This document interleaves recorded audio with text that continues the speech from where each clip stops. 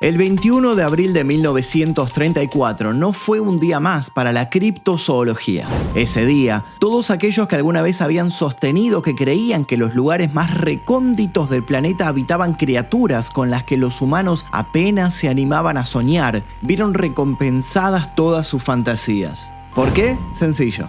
En aquella jornada, el periódico londinense Daily Mail publicaba una imagen en la que se veía algo parecido a un cuello y una pequeña cabeza sobresaliendo del agua del lago Ness, en Escocia. La instantánea era tan borrosa como contundente. Aquello no parecía ser la forma de ninguna otra cosa que no fuera el ya mítico monstruo que se decía que rondaba por esas latitudes. No era un dato menor que la foto había sido sacada por un respetable cirujano que, según diría, disfrutaba del paisaje cuando se había percatado de la enigmática presencia. Llegada esa tarde, la imagen había recorrido el mundo y el tema se había vuelto un inesperado tema de discusión en los lugares más inusuales. De pronto, personas que hasta el momento habían sido ajenas a todo lo referido con la búsqueda de criaturas extrañas se mostraban perplejas y anonadadas. Pero no nos adelantemos. Aquella no sería la primera vez que una presunta prueba del monstruo llegaba con énfasis a la prensa. El asunto no terminaría muy bien del todo y pronto se descubriría una red de engaños tan estrafalaria como la supuesta bestia. ¿Cuáles son los registros más antiguos que se tienen de esta criatura? ¿Qué explicaciones dieron los más escépticos a lo largo del tiempo?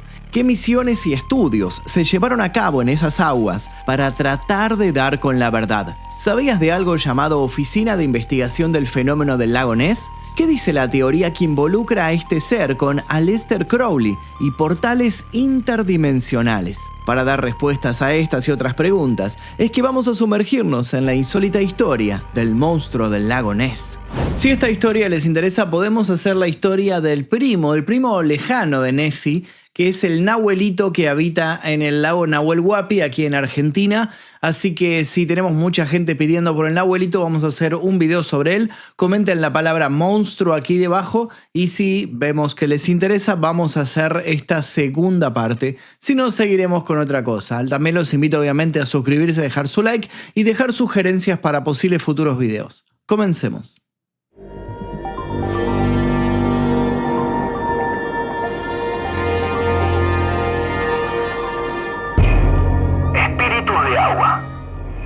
Lo primero que hay que saber es que el lago Ness se encuentra en las tierras altas de Escocia. Tiene una superficie de 56 kilómetros cuadrados y se extiende a lo largo de unos 37 kilómetros. Su gran profundidad media lo vuelve el mayor contenedor de agua dulce de todas las islas británicas. Todo esto significa que para la zona la presencia del lago Ness no solo es imponente, sino vital. Alrededor del mismo se asentaron las primeras comunidades y sus aguas fueron desde tiempos inmemoriales cuna del folclore local. Sin ir más lejos, el lago Ness está íntimamente ligado a los kelpies, que no serían otra cosa que criaturas mitológicas acuáticas con la capacidad de cambiar de forma. Se supone que su apariencia más convencional es la de caballos o bellas mujeres. Bajo estos disfraces, estos inquietos espíritus se encargarían de seducir a los hombres para luego llevarlos a sus profundos reinos. Se trataría de un viaje sin retorno, por lo que los kelpies son respetados y suponen una clara advertencia sobre el rol de las fuerzas de la naturaleza. Como sucede con muchas de estas historias, es probable que la figura de los kelpies haya sido utilizada para tratar de alejar de los peligrosos flujos de agua a los niños y a los más imprudentes.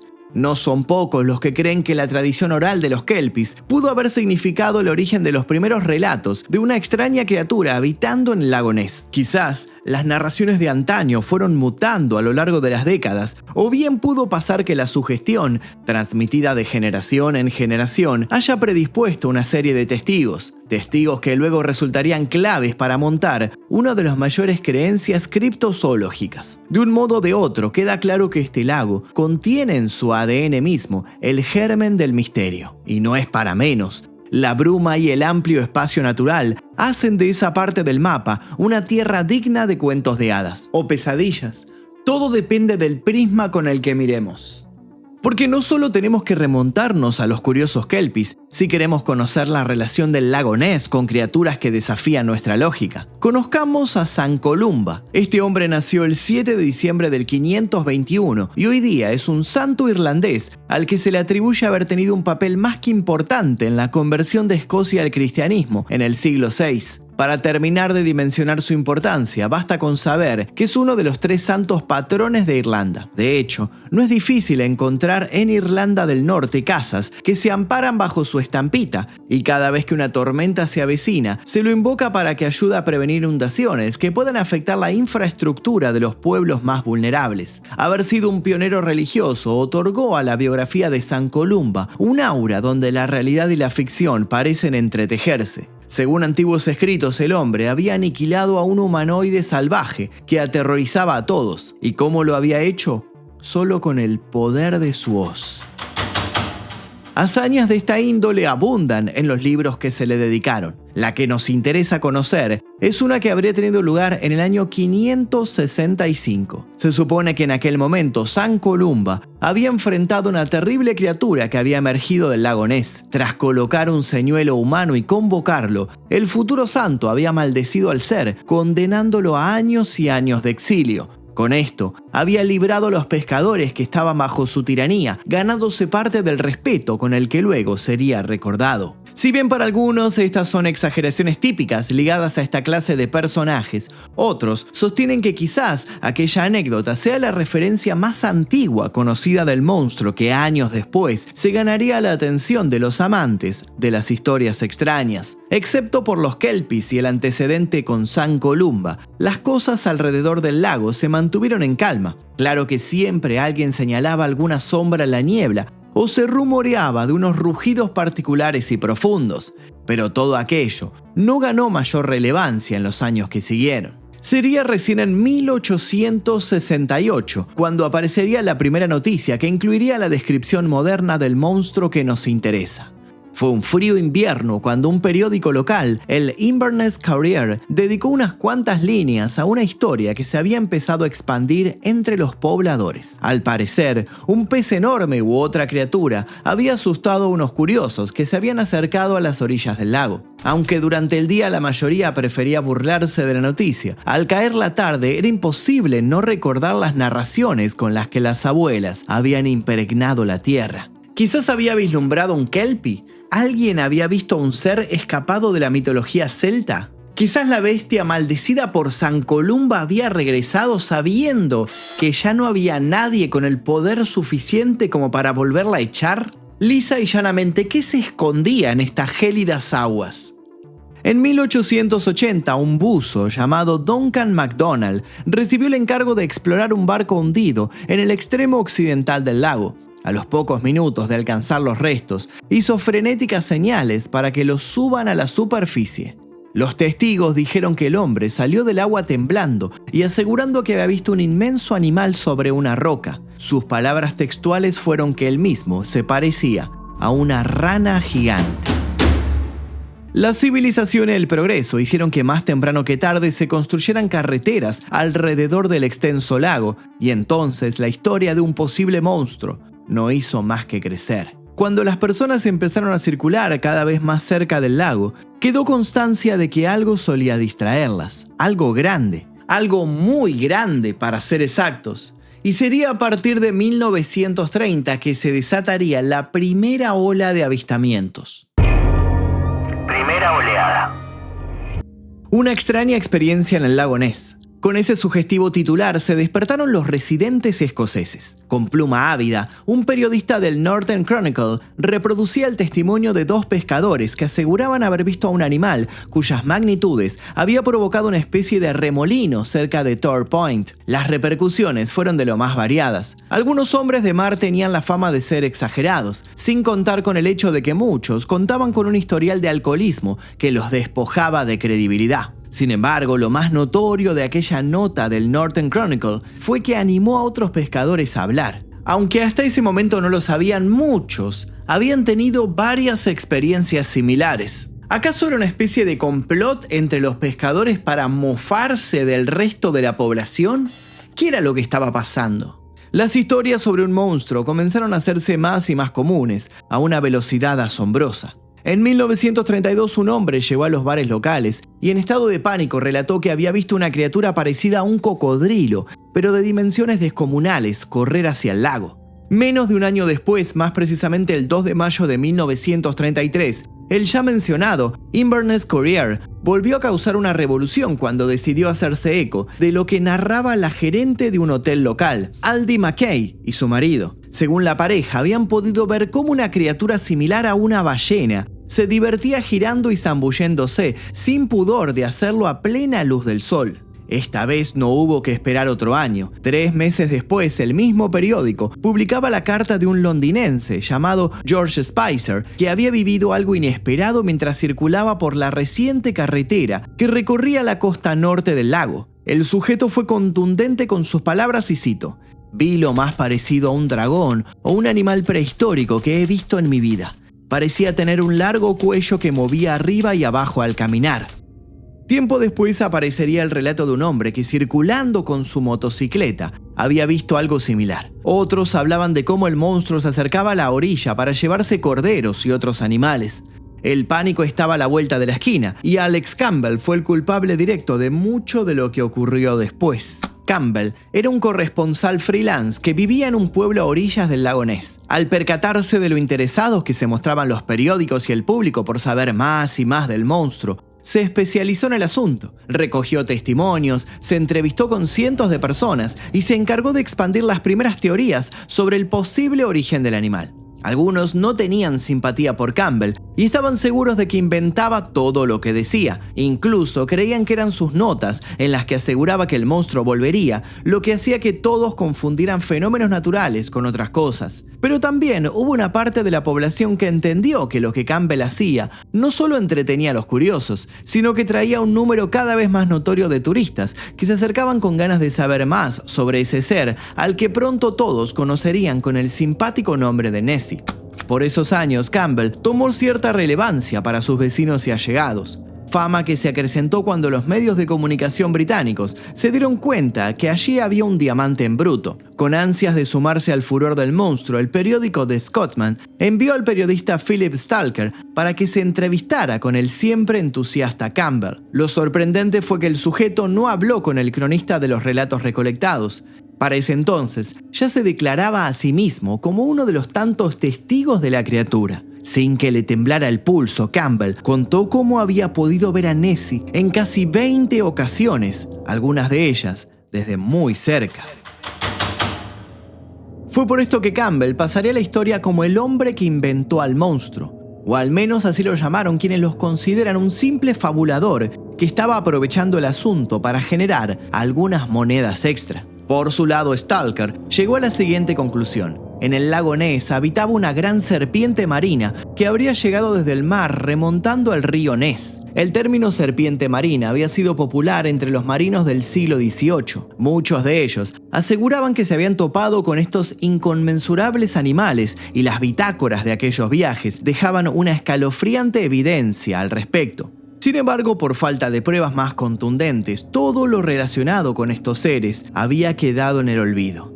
Al menos hasta que el comandante de marina Rupert Gould había escrito un libro argumentando que estos enormes reptiles no solo habían existido, sino que podía tratarse de plesiosaurios, es decir, dinosaurios marinos que se habrían extinto en el Mesozoico hace muchos millones de años. El propio Gould aparecería en el lago Ness a finales de 1933 y fue gracias a su trabajo que se le terminó asignando a Nessie la forma de ser prehistórico. Para el otoño, toda la prensa británica estaba tras el misterio del lago Ness y en pocas semanas la historia se internacionalizó. Con esto, creció la demanda de información y la gente ya no se conformó con historias. El público, cada vez más entusiasmado, empezó a pedir otro tipo de pruebas. Y las pruebas, claro, no tardaron en llegar. La foto de Gray. El 12 de noviembre de 1933 era domingo. Un domingo soleado en Escocia, según los protagonistas de esta experiencia. Hugh Gray, empleado de Foyers Aluminium Works y un ciudadano muy respetado por sus compañeros y la comunidad, solía salir de la iglesia y aprovechar el resto de la mañana para pasear por la orilla del lago Ness. Esta actividad lo relajaba y lo ayudaba a prepararse para los problemas que debería enfrentar cuando comenzara la semana laboral. Iba perdido en esas cavilaciones cuando vio algo de dimensiones considerables que asomaba del agua. Sin dudarlo un segundo, el sujeto estacionó el vehículo, sacó su cámara y realizó una fotografía que pronto se volvería viral, aunque ese término aún no existía. Aquella imagen junto con su historia serían parte del cuerpo central del Scottish Daily Report. La historia de Gray se sumó al creciente número de informes sobre una criatura inidentificable en el lago Ness, pero su foto marcó un antes y un después. No son pocos los que creen que la diapositiva de Gray fue el inicio de la era moderna de la caza de Nessie. Por supuesto, la foto no era del todo concisa, y si bien nunca fue oficialmente descartada, se tejieron varias teorías sobre su veracidad. Algunas personas ven en la imagen a un animal rodeado de un chorro de agua. Otros creen que muestra a un labrador nadando en el agua con un palo en la boca, o a un cisne buceando. De un modo o de otro, quedaba claro que Nessie no era solo una moda, y que estaba tan vigente como al principio, por lo que el periódico The Daily Mail decidió redoblar la apuesta e hizo una arriesgada jugada. Contrató en diciembre de 1933 a Marmaduke Wetherell. El propósito, que rastreara la bestia de la cual todos estaban hablando. Marmaduke tenía un extraño prontuario. Nacido en 1883, el hombre era actor, guionista, productor y director de cine. Para 1916 había actuado en películas sin sonido, tanto en el Reino Unido como en Sudáfrica. Luego había producido, dirigido y protagonizado Livingstone y Robinson Crusoe de 1925 y 1927 respectivamente. Se lo consideraba una persona con talento, con visión propia, ambición y por sobre todo perseverante. Por eso, el Daily Mail lo tomó como la persona ideal para el trabajo. Un trabajo que significaba enfrentarse al ridículo, pero que también implicaba pasar horas y horas sin conseguir nada.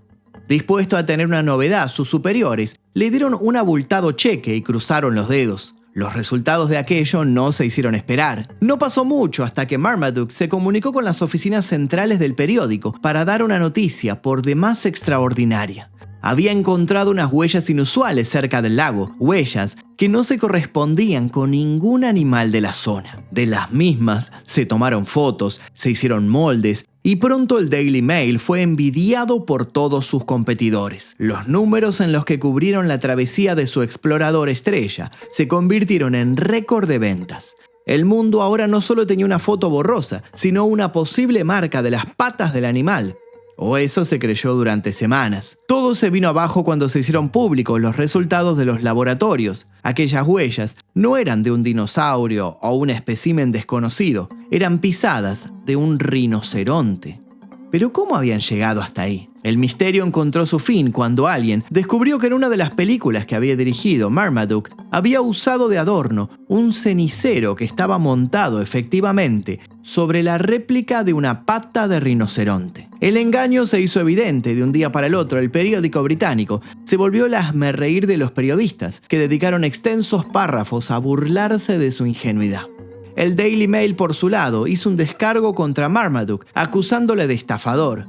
No solo lo despidieron, sino que se cree que por culpa de esa editorial, lo dejaron sin chances de poder rearmar su carrera. ¿Acaso todo esto ya había ido demasiado lejos? No. La verdad es que la mitología de Nessie recién daba sus primeros pasos. En 1934 la foto de Gray fue eclipsada en la mente del público por la conocida como la fotografía del cirujano. Atribuida a un médico londinense, la foto se volvería un emblema, aunque pocos conocen su terrible trasfondo. Y es así como nuestra historia vuelve al principio. Más y más fotografías. La foto que vio la luz el 21 de abril de 1934 no dejaba lugar a dudas. No era borrosa y no mostraba un lomo distorsionado. En esta foto la forma es reconocible y probablemente sea una de las imágenes más icónicas de Nessie. Gracias a esta foto, la idea de que el lago Ness escondía un plesiosaurio entre sus aguas se terminó de asentar en la cultura popular. Después de todo, ahí estaba su largo cuello, ¿no? La foto la publicó el ya mencionado Daily Mail, que mostraba un gran arrojo al retomar esa temática que meses atrás le había significado el desprecio de otros medios. Esta vez aseguraban haber chequeado la foto y su fuente. La misma no parecía un montaje, y la persona que la había enviado era un profesional de la salud con un pulcro prontuario. ¿Por qué querría alguien así poner en juego su carrera por un simple chiste? De ahí en adelante todos los libros que hablaban de la criatura comenzaron a incluir esa postal, lo que significó un gran dineral para todos los que compartían los derechos de la misma. Con esto el Daily recuperó la confianza de sus lectores y Nessie pasó de la categoría celebridad a leyenda viviente. Durante más de 60 años esta imagen fue analizada, estudiada, expuesta y replicada. En conferencias de criptozoología se hablaba de ella de modo solemne, como una prueba sólida y valiosa. Y si hoy sigue siendo una imagen que aparece en remeras y souvenir, es en parte porque siempre se trató de que lo que le pasó en la década de los 90 no trascendiera con la debida fuerza. Y es que por esa época, el fraude salió a la luz y fue contado de primera mano por uno de los perpetradores. Resultó sorprendente cuando un hombre comentó frente a las cámaras que él y su padrastro habían fingido la imagen usando un submarino de juguete al que le habían añadido un cuello hecho con masilla y cartón. Pero más sorprendente fue cuando confesó quién había sido su padrastro. ¿Ya adivinaron quién era? Un personaje del cual ya hablamos. Sí, exactamente, era Marmaduke. El sujeto había quedado resentido con el diario y su venganza porque le dijeran estafador fue mostrarles cómo efectivamente podía estafarlos más de lo que ellos creían. Al parecer, y según el perpetrador que se confesaba, Marmaduke tenía planeado avisar al diario que le habían pagado una pequeña fortuna por una foto falsa del monstruo al cabo de unos meses, pero todo había escalado tanto y tan rápido que había preferido guardar silencio, al menos hasta 1939, cuando había muerto. Esta revelación, apoyada en múltiples pruebas que demostraban que el sujeto no mentía, puso todos patas para arriba, y ya vamos a ver qué pasaría luego. Mientras tanto, volvamos a esos años en los cuales el fraude todavía no se había descubierto. Cazadores de monstruos, cazarrecompensas y simples aficionados empezaron a ver al lago Ness como la meca de sus travesías. Allí uno podía toparse con un animal sin igual y con la posibilidad de un frondoso cheque. Particularmente famosa en la década de los 50 fue la foto de Peter McNab. La misma fue publicada por el Weekly Scotsman y aún hoy es ampliamente tenida en cuenta por los amantes de esta historia. Para los años 60 Nessie seguía siendo amado como un monstruo local, pero para el resto del mundo su figura se empezó a difuminar. La ausencia de nuevas noticias hicieron que muchos creyeran que finalmente había llegado su ocaso. Nadie se imaginaba lo que iba a pasar entonces. Llegaría el primer video de la bestia y en un noticiero en horario central. La Oficina de Investigación. Nacido en 1924, Tim Dinsdale tuvo desde pequeño una vida llena de aventuras. Gracias al trabajo de su padre viajó mucho y a los 10 años el barco en el que estaba fue tomado por piratas. Logró salir ileso de aquello, de ahí en adelante solo tuvo más y más ganas de vivir experiencias ricas en adrenalina. Su vida dio un giro inesperado cuando conoció la historia de Nessie. De allí en adelante Tim se convenció de que había llegado al mundo para demostrar que la mencionada criatura era real. ¿Y cómo lo haría? Con la evidencia que sin que se lo propusiera, había caído en sus manos. 6 días de observación alrededor del lago Ness lo habían compensado con un evento único. Dinsdale había podido ver al monstruo y no solo eso, sino que también lo había filmado. Su cinta sigue generando debates en la actualidad y fue la piedra angular para que en la década de los 60 la historia de Nessie se reinventara. Esta vez reconvertido en el santo grial de una serie de personas que tenían un único propósito: capturarlo con sus cámaras.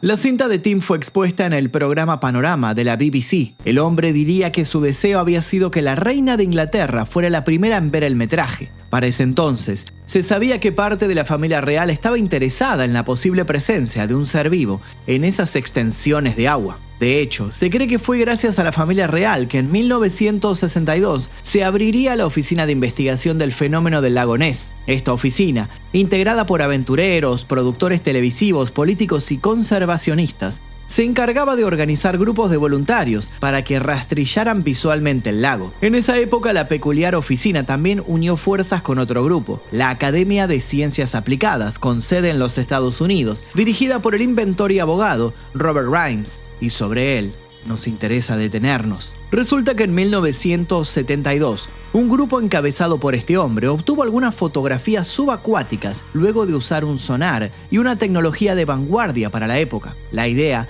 era que unas cámaras ubicadas bajo las embarcaciones se activaran cuando se registrara la presencia de algo lo suficientemente grande. El asunto significó una enorme inversión que pronto se vio justificada, luego de que el radar enloqueciera mostrando la presencia de algo de gran envergadura. Las cámaras se dispararon. Para saber qué era lo que había quedado registrado en los rollos, el material bruto tuvo que ser enviado a unos laboratorios especiales. Luego, se hizo una conferencia de prensa para mostrar los resultados. ¿Y qué pasó entonces? El mundo largó una extensa exclamación. Rhimes y Sir Peter Scott, uno de los naturalistas más conocidos de Gran Bretaña, develaron la imagen semiborrosa de algo que aseguraban que era una aleta romboidal. Sin dudarlo, mostraron esto como una prueba irrefutable, y Scott se apresuró a remarcar que el nombre científico del monstruo sería, en adelante, Nesisteras rhombopteryx, que proviene del griego y significa monstruo de Ness con aleta de forma diamantada.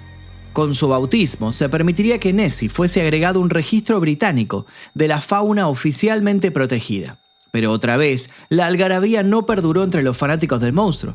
Y es que tiempo después se descubrió que las imágenes que Rhimes y Scott habían mostrado estaban alteradas digitalmente. Según ellos, lo habían hecho para limpiar la foto de irregularidades. Sin embargo, algo quedaba más que claro. Sin la mencionada digitalización, las fotos originales solo mostraban manchones y el posible sedimento del fondo del lago. Nada ni remotamente parecido a una aleta. ¿Por qué se habían manipulado aquellas pruebas? ¿Era otro intento de seguir facturando gracias a la posible presencia de un monstruo?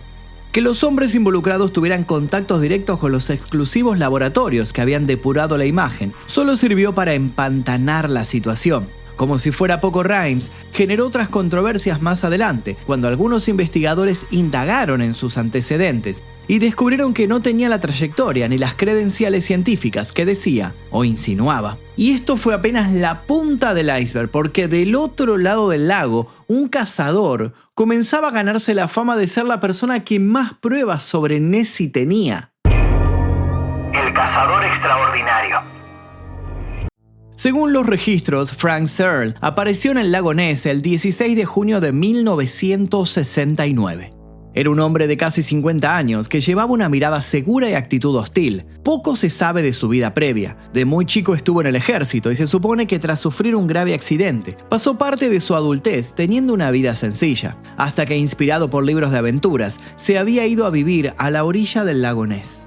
Allí montó una tienda de campaña y se autogestionó una vida silvestre, sacando fotos y contemplando la naturaleza. Este ejercicio, sumado a su entrenamiento militar, lo había preparado, según él, para ser extremadamente silencioso y un muy buen observador. De a poco se empezó a obsesionar con Nessie, y luego de que se rieran de sus testimonios, comenzó a mostrar sus fotografías. Fotografías que no tardarían en ser el centro de atención para muchos de los que se acercaban a la zona. Tanto era lo que Frank tenía para mostrar, que pronto montó un improvisado museo y comenzó a vender folletines contando sus experiencias. Esto le trajo una mediana popularidad y le permitió cambiar la tienda de campaña por un remolque más preparado. Frank era algo excéntrico, solía ser muy exagerado en lo que narraba, tenía claras intenciones de seducir a las chicas que iban hasta él y aprovechaba cualquier oportunidad que tenía para decir que gente como Tim, Rhimes o Scott eran sus enemigos. Según él, esa gente solo buscaba usar al monstruo para enriquecerse. Él, sin embargo, se consideraba digno de poder explotar a la criatura. Después de todo, compartían hábitat. Como sea, Searle publicó su primera foto el 27 de junio de 1972. De allí en adelante no se detuvo. ¿Cómo podía ser que la oficina de investigación no obtuviera ni una prueba y él no parara de sacar fotos cada vez más asombrosas? Frank se reía frente a esa pregunta, como si la respuesta fuera obvia. Él sabía lo que hacía y los otros no. Si bien es cierto que gracias a las constantes quejas de Frank se demostró que la oficina de investigación solicitaba regularmente enormes fondos a las diversas entidades, tanto privadas como públicas, también es cierto que Frank no demostró tener la altura ética que decía. En determinado momento salió a la luz el modo en que hacía fotomontajes y su credibilidad se vino a pique. Para ese entonces era un personaje pintoresco y muchos de los que visitaban el lago por el monstruo tenían como visita obligada pasar por su museo. Pero el cariño popular no fue suficiente y al verse descubierto en sus falsificaciones, el hombre ya no fue solicitado para dar entrevistas. Los medios dejaron de pagarle por sus originales y poco a poco vio caer su modesto imperio. Un día, así como había aparecido, desapareció. Hoy, los investigadores serios no le dan una pizca de lugar a ninguno de sus relatos, aunque muchos señalan que el sujeto terminó siendo importante para la preservación de monstruos en el imaginario colectivo, mientras para unos su labor solo desprestigió a los que buscaban pruebas reales, para otros se trató de un embustero inofensivo que se había vuelto parte del paisaje entreteniendo a los turistas. Durante aquellos años siguieron apareciendo otras fotos que hoy se consideran canónicas, como la de Peter O'Connor sin ir más lejos, fotos que de vez en cuando son desempolvadas y abren viejas preguntas. En 1987, en vistas de una sociedad con más y mejores recursos, se abandonaron las vigilias y se llevó a cabo la operación Deep Scan, que desplegó un sonar por todo el lago. Aunque sus organizadores aseguraron que encontraron un objeto no identificado de un tamaño y una fuerza inusuales en lo más hondo del lago, no hubo pruebas concluyentes. En los años que siguieron hubo más expediciones, otros videos, nuevos personajes entraron en escena y los grandes medios realizaron extensos documentales. La conclusión siempre era la misma. ¿Existía realmente el monstruo del lago Ness o todo era una confusión que había escalado hasta lugares impensados? No fue recién hasta abril de 2016 que una compañía noruega propuso usar un dron submarino equipado con sonares para mapear el fondo del lago. Y aunque muchos parecían escépticos, el monstruo apareció. Monstruos de mentira. El nombre de la compañía era Kongsberg Maritime y estaba dispuestos a poner fin al enigma. Con su tecnología de avanzada se propusieron investigar los más de 226 metros de profundidad del lago. La misión transcurrió con total tranquilidad, hasta que en determinado momento dieron con una forma que concordaba con la descripción que durante muchos años se le ha dado al monstruo del lago Ness. Por fin se había hallado la criatura reposando plácidamente. Tras el entusiasmo inicial y un despliegue de miles de dólares, la compañía al tiempo se dio cuenta que no habían dado precisamente con Nessie, sino con una réplica de él. Sí, lo que escuchan.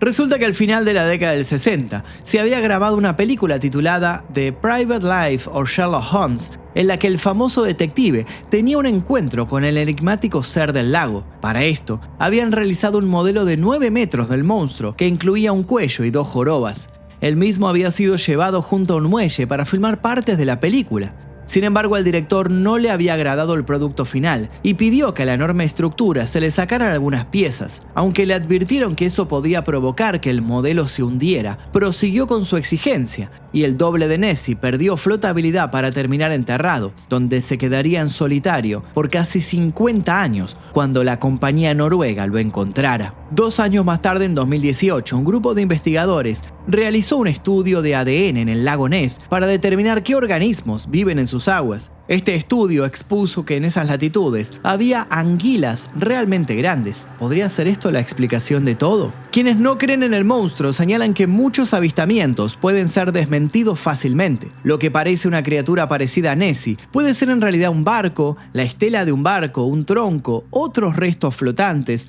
o burbujas explotando en la superficie. Eso entre tantas otras cosas. Algunos historiadores resaltan el hecho de que los avistamientos se hicieran frecuentes, como habíamos mencionado, con la construcción de la carretera cerca del lago. Hay que tener en cuenta que al hacer esa carretera se realizó una gran tala de árboles y se expulsó a muchas especies de su lugar natural. ¿Acaso los primeros encuentros con el presunto Nessie no eran otra cosa que animales asustados que habían perdido su hogar? Eso explica el porqué de que en una época Nessie fuera visto vagando por la orilla, cosa que luego no pasó en el futuro. También se cree que las distintas interpretaciones de las fotografías del monstruo podrían atribuirse a la pareidolia, la tendencia humana a dar una imagen ambigua, una forma, un patrón o un significado donde no los hay. Queda claro que las teorías abundan, tanto para los creyentes como para los que se mantienen dudosos. Sumerjámonos en eso.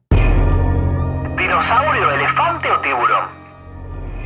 Una de las ideas más extendidas es la que dice que Nessie es un dinosaurio. Ya nos extendimos sobre esto hace unos minutos, pero conozcamos por qué para muchos esta idea no solo es improbable, sino imposible. Entre las razones para descartar como inverosímil la idea de un plesiosaurio en el lago Ness, destaca el hecho de que, según los expertos, se necesitaría tener una colonia de crianza de tales criaturas para que pudiesen experimentar una supervivencia a largo plazo. Muchos biólogos también señalan que el lago Ness no es lo bastante grande o productivo para tener una biomasa que pueda mantenerse incluso a una familia pequeña de estas criaturas. Por otro lado, se sabe que hoy día, por la forma de su cuello, los plesiosaurios no serían capaces de asomar su cabeza, como se supone que lo hace Nessie.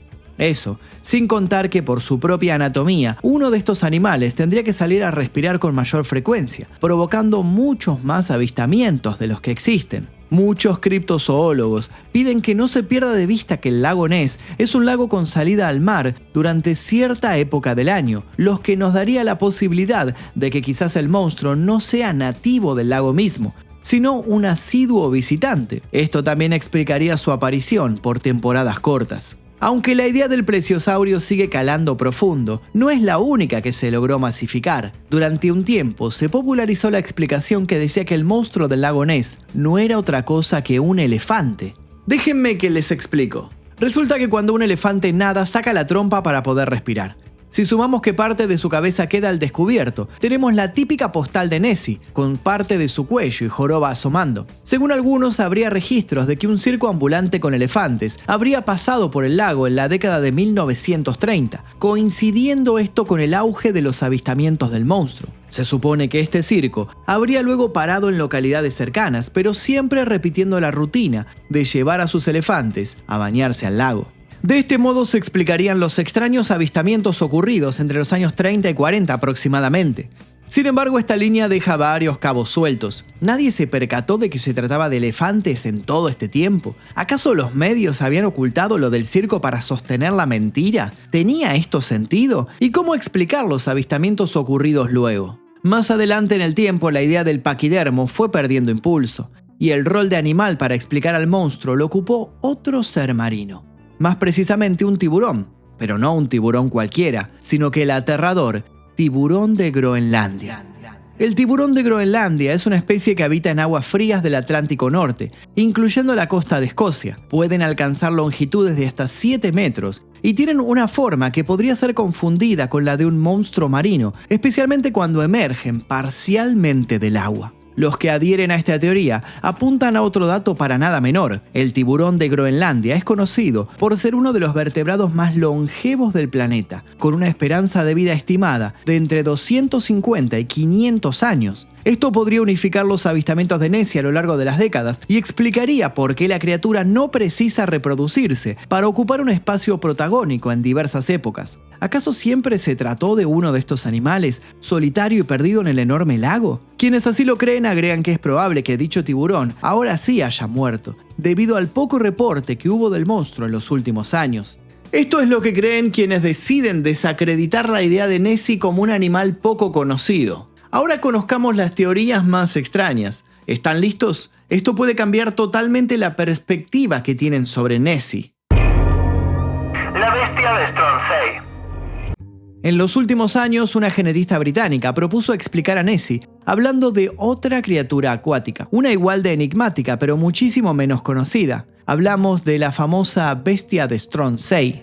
El 25 de septiembre de 1808 llegó a la costa de la isla Stronsay, en Escocia, el cadáver de un organismo no identificado. Según los testigos, el cadáver medía 16,8 metros de largo, sin parte de la cola. La Sociedad de Historia Natural de Edimburgo no pudo identificar el cuerpo y decidió que se trataba de una nueva especie, probablemente una serpiente marina. Según las descripciones, el animal tenía 3 pares de apéndices descritos como patas o alas. Su piel era lisa al acariciarla de la cabeza a la cola y áspera al acariciarla de la cola a la cabeza. Sus aletas estaban bordeadas de algo parecido a pelos y tenía una hilera de cerdas a lo largo de la espalda que brillaban en la oscuridad cuando estaban mojadas. El contenido de su estómago era rojo. El naturalista escocés Patrick Neal incluso le llegó a dar un nombre científico al monstruo, pero poco después, un anatomista londinense pidió desestimar esto, alegando que las medidas eran exageradas. El hombre expuso que sin dudas estaban frente al cuerpo de un tiburón peregrino en descomposición. A partir de ese momento las aguas se dividieron y el misterio perdura. Hoy día, Simpson, una científica especializada en genética evolucionista, considera que quizás la bestia de Stronsay sea el cadáver de una bestia como Nessie, lo que significaría que la criatura del lago no estaría sola y que hubo sobre su existir más pruebas de las que alguna vez imaginamos. Las palabras de la profesional fueron, y cito: Basándome en análisis de los huesos y los avistamientos, hay muchas similitudes entre Nessie y la bestia de Stronsay. Interesante, ¿no? Entonces es probable que antes de llamarse Nessie, ese animal al que todos buscan haya sido bautizado como la bestia de Stronsay. ¿Estamos frente a una misma especie de animal que terminó protagonizando dos leyendas diferentes? Y eso no es lo más sorprendente. Hay otra línea de adeptos a la historia del lago Ness que creen que Nessie no sería precisamente una criatura de carne y hueso, sino una especie de entidad. ¿Recuerdan a Tim Dinsdale, el primero en grabarlo? Bien, él era uno de los que simpatizaba con el argumento de que el origen de Nessie no estaría ligado necesariamente con la zoología. ¿Es Nessie una criatura sobrenatural? Una de las teorías sostiene que sí, y hasta es probable que se sepa quién fue el culpable de su existencia. No estamos hablando de otro que del oscuro Aleister Crowley, quien alguna vez fue catalogado como el hombre más malvado de la Tierra. ¿Nessie producto de la magia sexual? La idea de este video no es adentrarnos en la vertiginosa vida de Aleister Crowley. Si quieren un video sobre él, pueden pedirlo en los comentarios. Solo vamos a mencionar que se trató de un influyente ocultista, místico, alquimista, escritor, poeta, pintor y mago ceremonial británico, que fundó la filosofía religiosa de Telema. Crowley hablaba de la voluntad como la única ley que debía seguir cada ser humano. Su discurso individualista y provocador y su constante defensa del derecho al goce lo volvieron para muchos un ser despreciable y digno de censura. Durante toda su vida el hombre se jactó de tener contacto con entidades del más allá, lo que hizo que para un grupo de personas se convirtiera en una suerte de líder espiritual, dispuesto a llevar a su grupo a un nuevo nivel de experiencias. Y sabiendo que había muchos ojos sobre él, Crowley comenzó a buscar, en determinado momento, un sitio alejado en el que alojarse. Precisaba privacidad para seguir con sus rituales y por eso quedó fascinado cuando en 1899 conoció Boleskine House. Boleskine House es una propiedad situada en la orilla sur del lago Ness, en Escocia, que tiene 14 hectáreas de extensión. Hoy día es considerada como una mansión embrujada, una casa maldita, y mucho de eso es por culpa, se supone, de Crowley. Una vez que tuvo control de aquel terreno, el hombre dio rienda suelta a la segunda parte de su plan: organizar orgías y ceremonias de invocación de gran caudal energético. El rumor dice que varios de los que residieron por un tiempo en Boleskine o que participaron en los ritos de Crowley sufrieron episodios poco comprensibles o colapsos inesperados. Son abundantes las historias que hablan de participantes que en determinado momento enloquecían y salían desnudos de la casa para correr hacia sus autos y ya no mirar atrás. ¿Qué pasaba entre aquellas paredes? Bueno, eso no está claro. Solo hay una conclusión a la que todos llegan.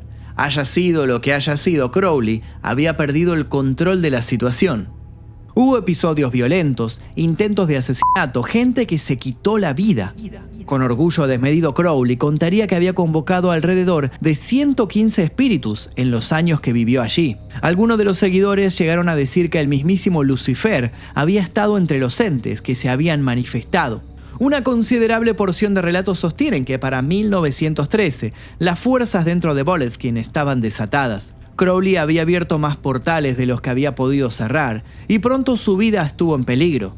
Se supone que por eso terminaría vendiendo la propiedad. Después, la casa tuvo varios dueños y las historias extrañas, tanto como las tragedias, no se detuvieron. Kenneth Anger, cineasta experimental, autor de 2 libros sobre los secretos de Hollywood, vivió allí un tiempo. Fue el segundo huésped de honor de Boleskine, hasta que en 1970 la propiedad fue adquirida por Jimmy Page, guitarrista de Led Zeppelin y aficionado al ocultismo. A pesar de que Page terminó usando la casa mucho menos de lo que esperaba, no faltó quien la culpó de la mala racha que luego asolaría a Zeppelin, con la muerte de su baterista John Bonham y la de Karak, el pequeño hijo de Robert Plant. Posteriormente la casa tendría incendios y todo en su entorno seguiría cubierto de una densa bruma. Lo que nos importa en este punto es una alocada teoría sostenida cada vez por más internautas. Una que dice que quizás Nessie no sea un animal convencional, sino una especie de monstruo del inframundo, que habría escapado de uno de los portales generados por Crowley en esos años, en los que enfocó todo su potencial en la zona. ¿Puede entonces Nessie ser una bestia interdimensional o acaso una deidad de otro mundo atrapada en este por los caprichos de un hombre que no supo poner un límite a sus fantasías? Conclusiones. Queda claro que Nessie es mucho más que un críptido famoso. Es una historia viva que lleva décadas desarrollándose. Es una atracción turística, un negocio y una prueba viviente de cuánto nos gusta creer en monstruos. Nessie también es una certeza. Nunca vamos a poder conocer la verdad detrás de ciertas preguntas, por una razón muy simple. A veces es imposible diferenciar entre verdad y mentira. A veces solo sobrevive la incertidumbre y la eterna promesa de que podemos ser nosotros los próximos testigos. Por último, Nessie es un recordatorio de cuán inexplorados son ciertos aspectos de la naturaleza. Gracias al interés que este ser despertó, se realizaron importantes exploraciones que sirvieron y sirven para conocer cada vez mejor al majestuoso lago que se supone que le brinda asilo. Por momentos Nessie parece un prisionero de la ambición humana. Su figura fue explotada hasta el cansancio y su mito sedujo y sigue seduciendo a espíritus inescrupulosos que solo desean ver cómo seguir exprimiéndolo. Por otro lado, el mismísimo monstruo es sinónimo de aventura y libertad. La posibilidad de su existencia invitó a que muchos se animaran a vivir experiencias únicas en su especie, siempre tras el deseo de poder verlo en toda su magnificencia. El modelo usado para la película La vida secreta de Sherlock Holmes sigue hundido en el lago. Saben que sacarlo puede atentar contra su preservación. También se sabe que el submarino de juguete que Marmaduke usó para realizar su icónica foto también fue olvidado en las fangosas orillas. Podemos decir sin temor a equivocarnos que el lago Ness contiene en su interior a muchos monstruos del lago, más precisamente a todos los que la humanidad se animó a soñar. Todos a su modo recorren esas aguas como fantasmas y símbolos, como una conexión con nuestra fascinación más primitiva. La prehistoria encarnada, engaño perpetrado en el tiempo, demonio. De un modo o de otro, Nessie logró trascender a todas y cada una de sus versiones para convertirse en algo mucho más grande. ¿Lo volveremos a ver en breve? ¿Volverá a cautivar al público tarde o temprano? Solo nos resta seguir con la vista clavada en el horizonte y estar atentos. Nunca se sabe cuándo, desde las profundidades, puede emerger la prueba definitiva.